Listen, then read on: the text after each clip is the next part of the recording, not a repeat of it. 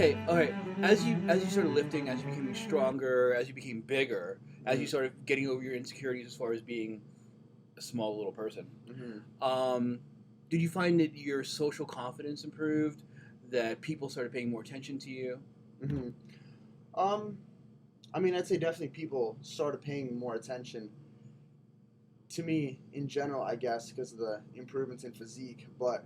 And I guess, improving the physical appearance of my physique definitely aided in a form of confidence, um, for sure. But but even when I was like putting on like a lot, and when I had like a decent physique in high school, I was still ridiculously insecure. Like I'd walk around in high school, like I needed to have like a massive hoodie on. I couldn't wear a regular t-shirt because I was like flat, this, that, just like really like low resolution insecurities because I was so like, because I would get elite pictures of myself, and then like that was my image in my head of what I looked like, and then that's what I understood everyone else probably thought that I looked like. So if I was ever caught seen not looking like that, that's not allowed to happen. So we put a hoodie over it, right? Right. But then I got to the point in the past, like I'd say 1, 2, 3 years, where I hit a point where I was like, okay, I'm like pretty much stronger than a lot of people that I look up to. Like I have a very high level of strength. I look as good as I'd ever need to like look. So like now what, in a sense, like I thought a scroll would descend from heaven, like I would just like all around upgrade. It's like no, like I just like felt the exact same. So now I don't really hold any. There's a very very little correlation with like how I externally physically look with like how I like feel about myself and just a So general you didn't confidence. find it didn't necessarily make you happy. Yeah, but like I thought it would, and chasing that was fulfilling. Right. Right. No, that makes sense. So that was that. Yeah. That progression, that forward momentum. Oh, for sure. Yeah. Okay. If you could go back in time and see your younger self, Mm-hmm. other than the fact that he'd be taken aback when he saw you, what 3 tips would you give him about about working out? I mean, for me, like I'd say Early. one, really look into like continue eating clean no matter what. Like, clean's a generic blanket term, Yeah. but just like good nutritionally dense foods, right? And also learn how to squat, bench, and deadlift with. To put so much emphasis on technique and really just leave the ego at the door, because I did a decent job of that. I did a decent job, but clearly not good enough of a job, hence like my lower back issues.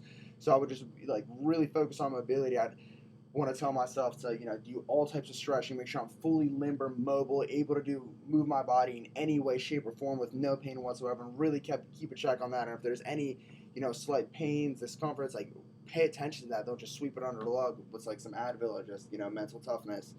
And yeah, I mean those are definitely the key things I would say. Because my passion was that I would have like gotten somewhere. I just made sure I get there safely.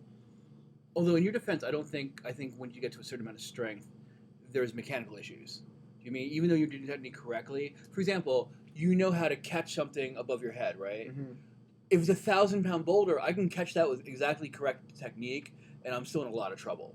So I think that as you really, really strong, it may not have been a failure of technique. I'm sorry, go ahead. That's true, but with the boulder analogy, kind of like you're like walking around, you got some squishy shoes on, you're not warmed up, you're already boulder's coming, like like it's gonna Right. you're almost inevitably prone to injury. But like for example, like with a squat, like with the equivalent boulder weight, the squat, you've done the squat many times, you've warmed up for the squat, so you're gonna be way safer. But I fully agree with what you're saying in regards of like, yeah, obviously when the weight gets heavier, like the statistical likelihood of shit going south definitely increases. Right. And how responsible and wise of a lifter you are is gonna depend on what level of like injury you have. Because I know many people, for example, he's one of the biggest like YouTubers right now, fit. His name's Matt Does Fitness. Right. Dude squat benches deadlift heavy all the time. He has no aches, no pains. I fully talk to him, and he's just like, yeah, I just make sure my shit's on point, my form's fine.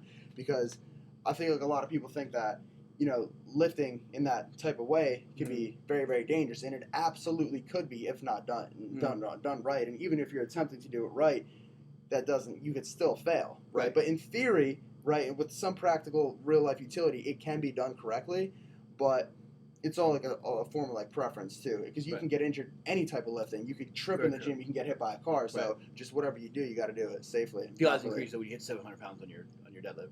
For sure. Yeah, it can. Yeah.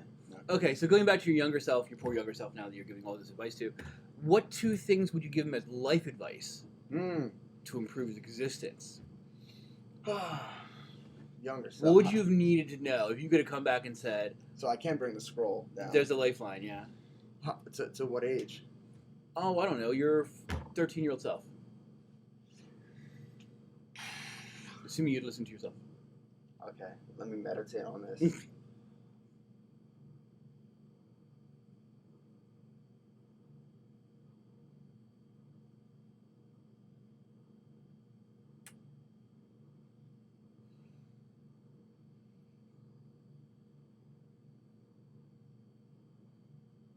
I mean, probably just being just. I would tell myself to just always prioritize doing what I actually love and like what I enjoy, rather than as opposed to doing something for a benefit of Someone else. of like someone else or So you would tell them to be more selfish. Yeah. Okay. Yeah. More of a narc. Yeah. All right. Fair enough. All right. When. Okay. Describe a little bit. How did you get into magic? How I got into magic. I was probably 9. I was 9, 10, 11-ish. I went to the Tropicana Casino. It's in Atlantic City. Around Atlantic City. And then I go to this like random show my parents take me to. I forget what it was about. Then afterward, we're kind of wandering in the casinos, not much to do. And we see a magic shop. Walk in that magic shop, I'm all curious and shit. The guy behind the counter could do close-up real magic with his hands. He shows me a few tricks. My mind smashed, blown. I just couldn't. Everything I thought about and knew about the world, physics, gravity, fucking shattered. And I literally could not move on with my life until I knew how this was done Right. and be able to inflict that same curiosity, torture on other people, right? Mhm. So I bought some generic magic pamphlet and shit with a pack of cards, went home, realized I hate reading, I don't want to look at it, threw it in the trash. I went on YouTube, typed in magic, and I just like saw like, big YouTubers in magic, like Miss Mag 82 and just like other people, and I really got into it. And then I got really into like cardistry, all the fancy shuffles and shit. I started watching people like Dan and Dave Buck. Mhm. And believe it or not, James, low-key, 12, 13-year-old 10 brag, I got a scholarship to magic camp, to Tannen's magic camp. No, that where was is the magic best camp week of at? my life. It was in Pennsylvania, I think. Right. It was some college. It was Okay. 1 week. It was mind-blowing. This one magician did a trick on stage. He had a teapot, right? Fucking teapot. And then he asked people from the crowd, oh, name a drink. Oh, water. Pours water out. You name a drink. Oh, Coors Light. Pours a Coors Light. You name a drink. Oh, hot chocolate with marshmallows. And pours it out on all these random miscellaneous drinks. He just pours this shit out and just hands it to people. And they drink it. I lost my mind. Wow. You know the trick?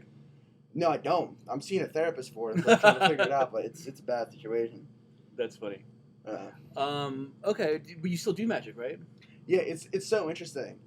Even though I don't actively practice my cardistry skills, I could not touch a deck of cards for months, years, and as soon as I pick it up, I'm pretty much equally as good as I've ever been. If anything, my magic actually gets better because a large part of magic isn't the technical nuance abilities, how you can move your fingers. It's knowing how to play with the social dynamic and misdirection, this is that. And as I get older, that sophistication increases. So then with my same level of cardistry skills that don't decline over time, if anything, they improve. Mm-hmm. I just simply get better just from I guess psychologically maturing. And the patter?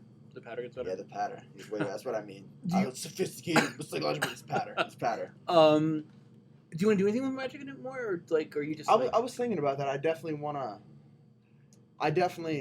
because here's the thing. Like I know what it takes to get good at something, Mhm. and there's the few things that I've gotten good at. I've got like pretty good at, but I know people that are really good at it, and I know that I am capable of getting to that level of like competence, Mhm. but it's gonna require like a lot of skill. So I definitely feel like there's some stuff left undone in like the magic category. So I would want to definitely expand on that in some way, shape, or form, for Okay. sure. When did you start making fitness videos? Fitness videos. I always like document. As soon as I started lifting, I was just always just into taking pictures, just full blown narcissistic personality disorder. So I just had a large, fucking pantheon of pictures, and I guess my first ever fitness video was I was a sophomore in high school. I went out public skating, another public skating thing. I broke my leg, went to the hospital, x-ray, shit was smashed, and then I was basically bedridden for like a month and a half. It's got building off your hip or something, right? It was my lesser trochanter bone, just ripped off muscle, ripped the bone off, terrible. So I was bedridden a month and a half. Then after beating on my video games, watching TV shows, just strictly out of boredom, I decided to make a transformation video. Got an inspiration from this guy Z's transformation video, which is kind of like house music-ish style with picture, jump cut. So I did that, made the video, and it was like I uploaded it, did good, kind of got some views over time.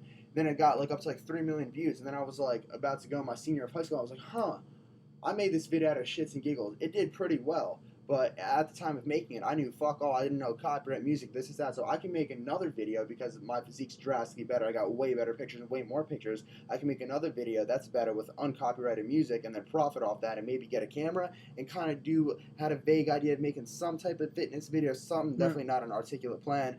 And then that video literally exploded, that final transformation video. So then I got like a little bit of money the first month, and I used that to buy a camera, Canon 70D, Sigma 18-35 lens, and I just went to the gym. I filmed some stuff, with Dylan. It was organic. People liked it. I kind of did it here and there. And just the transformation video blowing up so much, I'd be sitting in school and thousands of subscribers would pile up. I was like, yeah, I guess make more videos. I make a video over here, make a video there. I'm like, oh shit, people like these videos. I enjoy making these videos.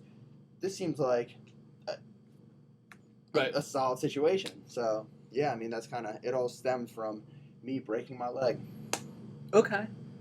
So what was the trend for you getting bigger, so to speak? So you did the first video with as you put it, with like just the pictures back and forth or whatever. Like, that's in the first year. How many subscribers did you have?